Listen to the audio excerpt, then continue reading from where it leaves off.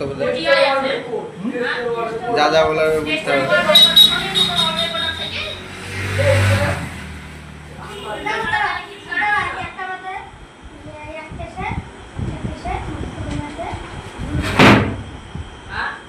এখানে জিরো ব্যালেন্সে অ্যাকাউন্ট খোলা হয়, এটিএম পাওয়া যাবে 7 দিন থেকে 8 দিনের মধ্যে।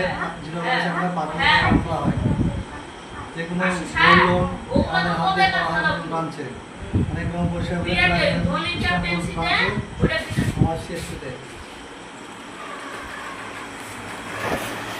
সমস্ত কাজ করানো হয়। হ্যাঁ, এখন পাঞ্জাব ন্যাশনাল ব্যাংকে অ্যাকাউন্ট খোলা হয়। এমনি 5 বছর শুরু, 5 বছর থেকে মানে অ্যাকাউন্ট তৈরি করা হবে, তাই তো? মনে করো যে এটিএম কার্ড এটিএম নিতে হবে, হুম। পাসবুক পাওয়া যাবে, আর সরকারি সব টাকা ঢুকবে। সব ঢুকবে তো।